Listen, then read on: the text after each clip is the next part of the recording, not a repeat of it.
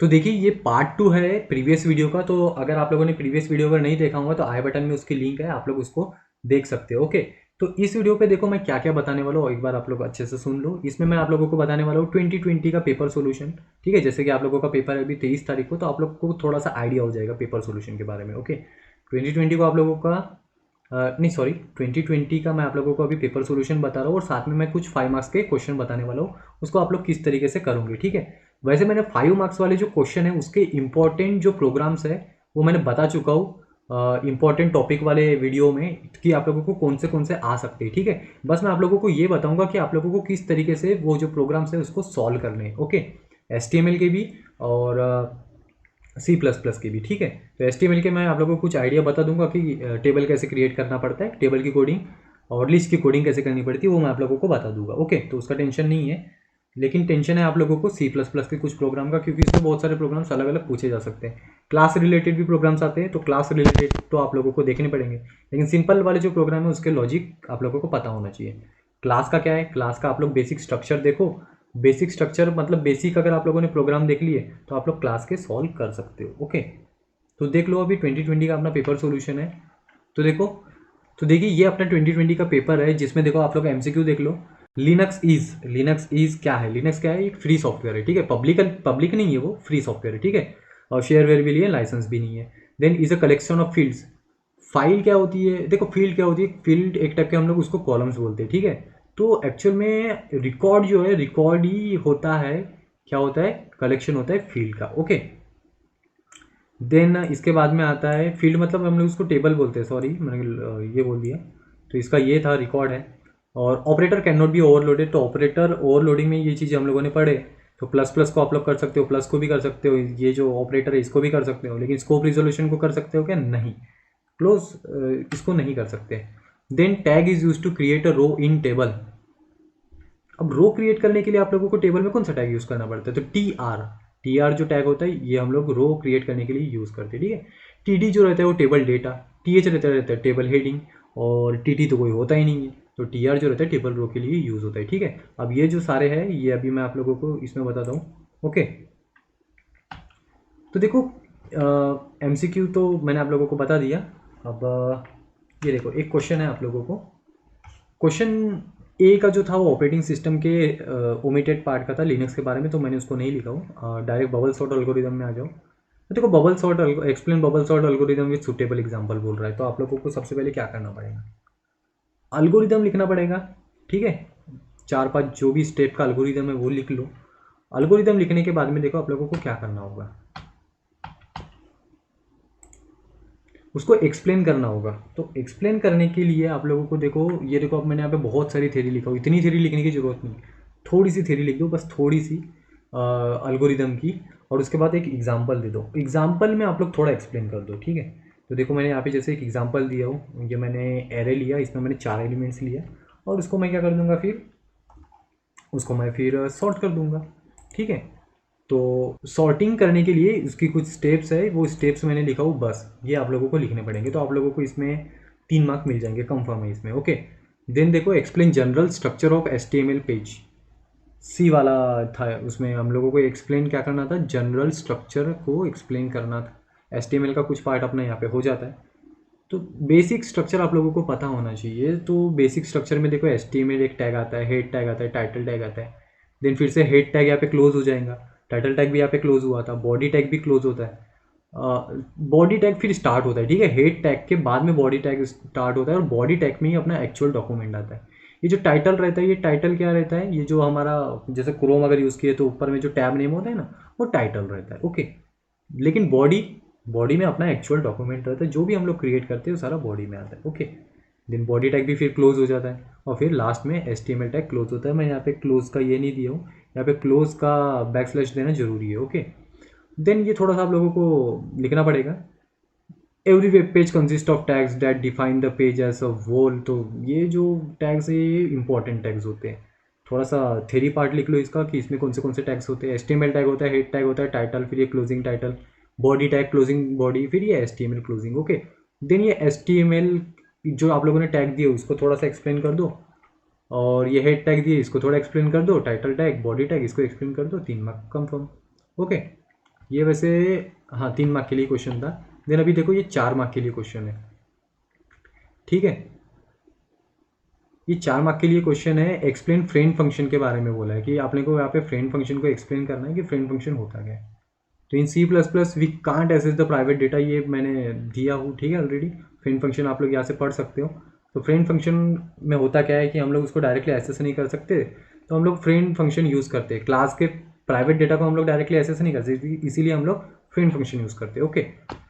तो उसका मैंने एग्जांपल दिया हो और जनरल सा सिंटैक्स दिया हो, ठीक है। तो ये 4 मार्क के लिए क्वेश्चन है। थोड़ा सा इसका थ्योरी पार्ट आ जाता है, सिंटैक्स आ जाएगा और उसका एक एग्जांपल आ जाएगा। तो आप लोगों को 4 मार्क इसमें कंफर्म है, okay. Then explain link representation of binary tree in memory with suitable example, इसका मैंने नीचे में आंसर दिया हो। Explain memory map of single user operating system, इसका भी मैंने नीचे दिया हो। अब ये जो क्वेश्चन है ये पूछे रेयरली जाते, ठीक है, इसीलिए मैंने इसको यहाँ पे लिखा नहीं हूँ, ठीक है। टीपीएस में आप लोगों का सारा दिया गया है, आप लोगों ने टीपीएस से ही बहुत कुछ पढ़े होंगे, तो टीपीएस क्या है वो तो आप लोगों को पता होगा। तो टीपीएस के ही मेरे कुछ आंसर्स मिलते जुलते और कुछ आंसर्स मेरे खुद के, ओके। देन नेक्स्ट क्वेश्चन आ जाता है यहाँ पे, define operating system in which categories operating system provides this services. इसका ना मैंने नीचे में टीपीएस के जरिए दिखा, और टीपीएस के हिसाब से ही करना, बहुत ही अच्छे वे में दिया गया है। तो ऑपरेटिंग सिस्टम की पहले डेफिनेशन लिख लो, देन देखो इसको कौन सी कैटेगरीज में डिवाइड करा है वो आप लोग देख लो। तो जैसे कि आप लोगों को पता होगा information management system, process management system, memory management system, वो जो सर्विसेज है वो प्रोवाइड करता है, ठीक है। तो उसी के बारे में आप लोगों को थोड़ा सा एक्सप्लेन करना पड़ेगा। डिफाइन कर दो ऑपरेटिंग सिस्टम, 2-3 पॉइंट लिख दो, और इसके फिर आप लोग जो भी कैटेगरीज में उसको डिवाइड कर रहे हैं उसके 2-2, 3-3 पॉइंट्स लिख दो, 3-3 पॉइंट, आराम से इसमें 4 मार्क कंफर्म थे। Then what is constructor and destructor. Constructor और डिस्ट्रक्टर क्या होता है, कंस्ट्रक्टर की डेफिनेशन, ठीक है, कंस्ट्रक्टर की डेफिनेशन, डिस्ट्रक्टर की डेफिनेशन, ये लिखने के बाद में आप लोगों को क्या करना पड़ेगा, explain each with the help of suitable example. उसके बाद में एक मैंने एग्जांपल दे दिया, एक एग्जांपल दे दिया जिसमें मैंने कंस्ट्रक्टर का भी यूज़ किया और डिस्ट्रक्टर का भी यूज़ किया, और यहाँ पे थोड़ा सा एक्सप्लेनेशन कर दिया उसका, बस इतना ही करना था। तो वो 4 मार्क के लिए क्वेश्चन था, ओके। देन क्वेश्चन नंबर 3 में देखो, एक क्वेश्चन है आप लोगों को, एक्सप्लेन इंटरनल एक्सटर्नल फ्रेगमेंटेशन, बहुत ही इंपॉर्टेंट है इंटरनल और एक्सटर्नल फ्रेगमेंटेशन, और इस बार भी आ सकता है। तो इंटरनल फ्रेगमेंटेशन और एक्सटर्नल फ्रेगमेंटेशन क्या होता है, ये आप लोगों के टीपीएस में भी दिया है, और ये भी आप लोग देख लो एक बार, okay. Then list any 6 data structure operations आया था एक क्वेश्चन। तो traversing, inserting, deleting, searching, sorting, merging, ये जो है डेटा स्ट्रक्चर के ऑपरेशंस है, ओके। देन फाइल रिलेटेड एक क्वेश्चन आया था कि आप लोगों को सिर्फ उसको बताना था, उसका यूज़ क्या है वो बताना था, ठीक है, मतलब डिफाइन करना था। ई स्ट्रीम का के लिए यूज़ होती है, ऑफ स्ट्रीम ये क्या के लिए यूज़ होती है, एप स्ट्रीम ये क्या के लिए यूज़ होती है, okay. Then answer any one of the following, 4 mark के लिए क्वेश्चन आया था। What is virus, write any 3 infection method. तो वायरस क्या है उसके बारे में अपने को थोड़ा एक्सप्लेन करना था, और उसके इन्फेक्शन मेथड जैसे अपेंड, इंसर्ट, डिलीट, और भी है उसके, ठीक है, रीडायरेक्ट वगैरह। तो ये वायरस से एक रिलेटेड था। देन डिफाइन बाइनरी ट्री, ये क्वेश्चन तो बहुत ज़्यादा पूछा गया है और आएगा इस बार तो 100% आएगा। ट्री के बारे में, ट्री ड्रॉ करने बोलेगा, ओके। इक्वेशन दिया जाता है और ट्री ड्रॉ करने बोलता है। मैं यहाँ पे ही आप लोगों को थोड़ा ट्री समझा के देता हूँ, तो देख लो कि ट्री कैसे बनाया जाता है। तो ट्री के बारे में पहले एक डेफिनेशन यहाँ पे, क्योंकि 4 मार्क के लिए क्वेश्चन है तो ट्री का एक डेफिनेशन में थोड़ा सा एक्सप्लेन कर दो। अब देखो इक्वेशन की तरफ आ जाओ, ये a माइनस बी माइनस सी, और ये जो इक्वेशन है ये देख लो। सबसे पहले एक स्क्वायर ब्रैकेट में पूरे इक्वेशन को डाला हुआ है और इसको 3 इसका पावर है, ठीक है। तो सबसे पहले इसका ये पूरे का ये पावर हो जाएगा, तो इसीलिए मैंने यहाँ पे क्या किया, पहले ये तो ये यहाँ पे जो भी रहेगा, ई रहेगा, लैम्बडा रहेगा, कुछ भी रहेगा, तो ये दे दो और इसको इक्वल्स टू से ज्वाइन कर दो, ठीक है, ये ऐसा पहले। फिर नीचे में ला लो, सबसे पहले ऑपरेशन कौन सा होगा, सबसे आखिरी में ऑपरेशन कौन सा होगा वो देखो। जो सबसे पहले ऑपरेशन होगा वो नीचे से स्टार्ट होता है, जो सबसे आखिरी में होगा वो सबसे लास्ट में। तो सबसे आखिरी में क्या होगा, ये पावर वाला, ठीक है। तो पावर किसके साथ में, 3/2 के साथ में, तो 3/2 और ये पावर का सिंबल। तो ये मैंने पावर लगा दिया, देन क्या हो रहा है, 3/2 हो रहा है, तो 3/2, ओके। देन उसके बाद में ये पावर के साथ में फिर एक निकल जाएगा और फिर ये पूरा इक्वेशन सॉल्व होगा। तो यहाँ पे सबसे लास्ट में क्या होगा वो देख लो, यहाँ पे सबसे लास्ट में प्लस होने वाला है, क्या होने वाला है, प्लस होने वाला है। देन ये ब्रैकेट सबसे पहले हो जाएंगे, ये ब्रैकेट पहले हो जाएगा, और फिर सबसे लास्ट में प्लस, तो इसलिए मैंने यहाँ पे प्लस लिखा। देन फिर नीचे उतर जाओ, फिर लेफ्ट साइड का अलग कर लो, राइट साइड का अलग कर लो, ठीक है। तो यहाँ पे अब सबसे पहले क्या होगा, अब ये जो माइनस माइनस है, ये जो ऑपरेटर है इसके प्रेसिडेंट तो सेम है। अगर यहाँ पे इंटू और माइनस होता तो इंटू लास्ट में होता, इंटू जो है वो लास्ट में होता, माइनस पहले होता, ठीक है। लेकिन यहाँ पे देखो क्या हो रहा है, ए माइनस बी माइनस सी, तो अपन लेफ्ट से राइट की ओर जाएंगे। तो सबसे पहले ए माइनस बी कर लेंगे, तो ये मैंने ए माइनस बी कर लिया, और माइनस सी, ये सबसे पहले माइनस सी हटा लो और ये ए माइनस बी कर लो। देन यहाँ पे प्लस आ जाएगा, ये प्लस, फिर ये वैसा ये ए प्लस बी कर लो और माइनस सी। बस ये छोटा सा इसका ट्री है। ओके, इस तरीके के ट्री आप लोगों को बुक में दिए गए हैं, थोड़ी प्रैक्टिस करोगे तो आप लोगों को आ जाएगा। ओके, कुछ कंफ्यूजन रहा तो पूछ लेना। ओके, टेलीग्राम ग्रुप की अपनी लिंक है डिस्क्रिप्शन में, वहाँ पे आप लोग ज्वाइन होकर मुझे पूछ सकते हो। ओके, देन है question number 4, answer any two of the following, explain time sharing related to process management of operating system. अब देखो इसका जो टाइम शेयरिंग है, मैंने इसमें सिर्फ पॉइंट्स लिखा हूँ और इसमें ज़्यादा कुछ आप लोगों को लिखना नहीं होता। देन बी वाला देखो, बी वाले क्वेश्चन में आप लोगों को ये था कि write C plus plus declaration for the following. पहले एरे ऑफ 10 इंटीजर्स दिया था, तो आप लोगों को इस तरीके से इसको डिक्लेयर करना पड़ेगा। पॉइंटर्स टू कैरेक्टर वेरिएबल दिया है, तो इस तरीके से डिक्लेयर करोगे। Objects of the class test, इस तरीके से डिक्लेयर करोगे। ओके, दिन ये लिंक लिस्ट का एक क्वेश्चन था, वैसे तो ये बहुत कम पूछा गया है, इसका मैंने थोड़ा सा आप लोगों को लिख के दिया हूँ, ये थोड़ा देख लोगे। Okay, then what is polymorphism. Polymorphism के बारे में क्वेश्चन आया था कि कंपाइल टाइम और रन टाइम पॉलीमॉर्फिज्म क्या होता है वो। ओके, नीचे में इसके आंसर्स है। ठीक है, मैं इसका पीडीएफ आप लोगों को सेंड करने वाला हूँ, तो उसमें से आप लोगों को समझ में आ जाएगा। या outside the class definition, outside the class definition को आप लोग फंक्शन जो डिफाइन करते हो, उसका भी मैंने नीचे में आंसर दिया हो। ठीक है, अब देखो 5 मार्क्स वाले क्वेश्चन आप लोग कैसे बनाओगे, इसमें मैं आप लोगों को सी प्लस प्लस का एक्सप्लेन कर देता हूँ, HTML का थोड़ा अलग से एक्सप्लेन करके दूंगा। ओके, तो देखो 5 मार्क्स वाले क्वेश्चन अब बहुत सारे पूछे गए हैं, और मेरे नोट्स में बहुत सारे मैंने प्रोग्राम मैंने सारे के सारे प्रोवाइड करके दिया हूँ ऑलरेडी। ओके, नोट्स में है वो सारी चीज़ें, आप लोगों को थोड़ा फाइंड आउट करना पड़ेगा। ओके, और इम्पॉर्टेंट जो 5 मार्क्स वाले क्वेश्चन है वो मैंने ऑलरेडी इंपॉर्टेंट टॉपिक्स वाले क्वेश्चन में बताया हूँ। ठीक है, वीडियो में बताया हूँ, तो वहाँ से आप लोग देख लोगे। जैसे GCD का एक प्रोग्राम है, वो इंपॉर्टेंट है।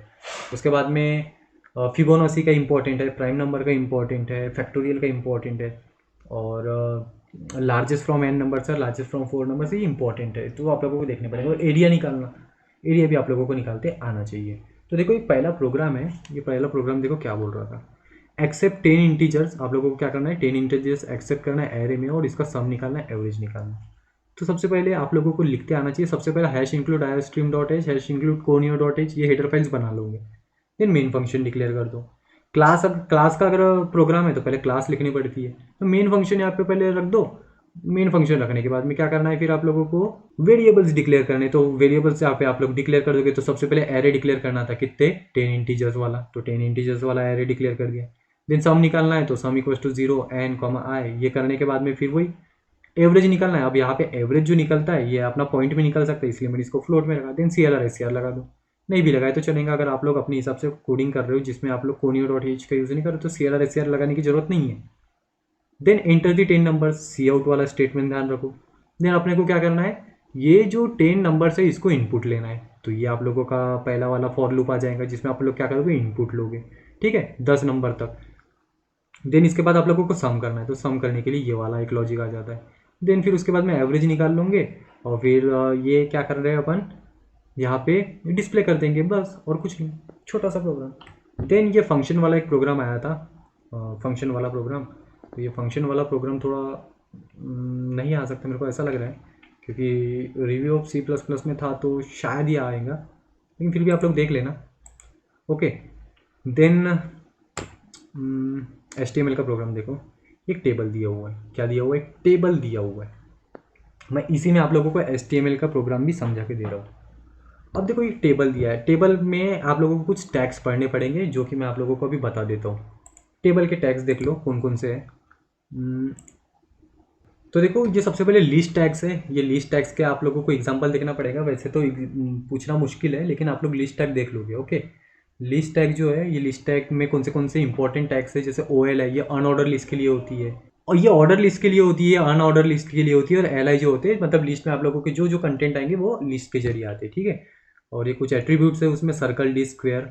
ठीक है, तो जैसे लिस्ट होती है ना 1 2 3 4, तो ये ऑर्डर लिस्ट में आता है, ये I A 1 2 3 4 ओके। ओके, और देखो इंपॉर्टेंट तो अपना टेबल टैग है, तो टेबल टैग में टेबल टैग इंपॉर्टेंट होता है टेबल बनाने के लिए। देन TR जो होता है टेबल रो बनाने के लिए होता है। TH जो होता है टेबल की हेडिंग देने के लिए होता है। हेडिंग मतलब वो थोड़ा डार्क में आप लोगों को दिखेगा।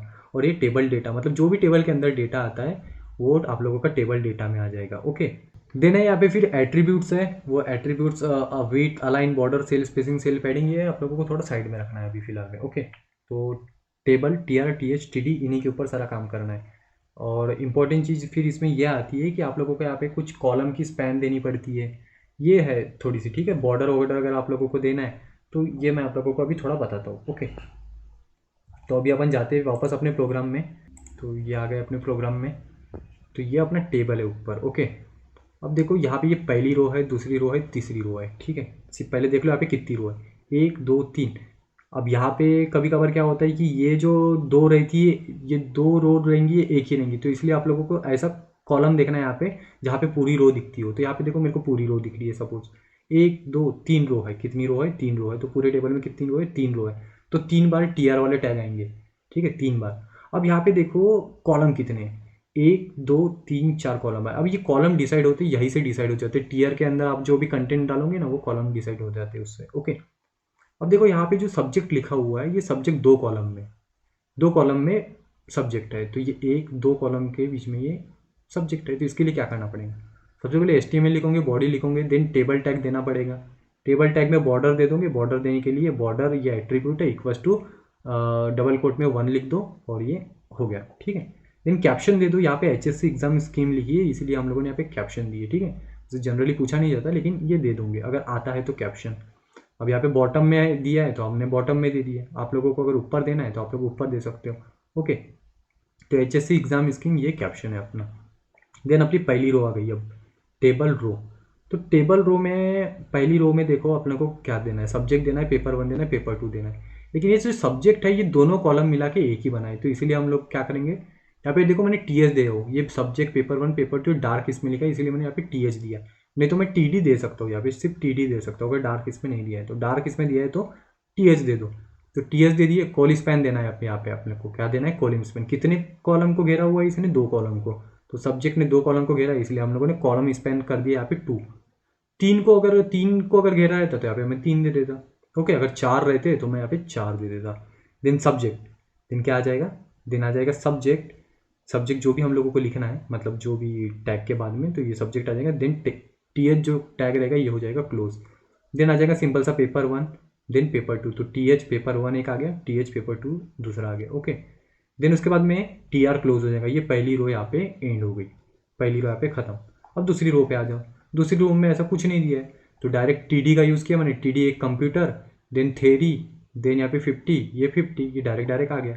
अब सपोज मैं एक ऐसा उदाहरण पकड़ रहा हूँ, आप लोग पकड़ लो ऐसा कि ये साइंस नहीं लिखा है, सपोज क्या लिखा है, ये साइंस नहीं लिखा है, और यहाँ पे डायरेक्टली कंप्यूटर लिखा हुआ है। क्या लिखा हुआ है, कंप्यूटर लिखा है। तो हम लोगों को क्या करना पड़ेगा, तो मुझे कंप्यूटर को एक्चुअल में यहाँ पे मेरे को रो स्पैन देनी पड़ेंगी। ये पहली रो और दूसरी रो की जगह कंप्यूटर आ रहा है, तो मुझे यहाँ पे रो स्पैन देनी पड़ेंगी, और रो स्पैन को कितना करना पड़ेगा, 2 करना पड़ेगा, इसी के जैसा, ठीक है।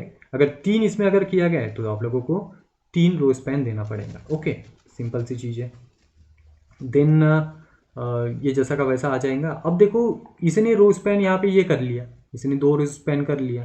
तो नेक्स्ट आप लोगों का जो रो रहेंगी, ये नेक्स्ट वाली जो रो रहेंगी, वहाँ पे आप लोगों को सिर्फ ये 3 ही डेटा देना पड़ेगा, क्योंकि ये जो साइंस रहेगा ये इसी से ऊपर से जुड़ा हुआ है, तो पहली ही रो में आ जाएगा। ओके, तो इस तरीके से आप लोगों को इसकी कोडिंग करनी पड़ेगी। एग्जाम्पल्स देखो आप लोगों को समझ में आ जाएगा, ठीक है। काफ़ी सारे एग्जाम्पल है, सॉल्व करो समझ जाओगे।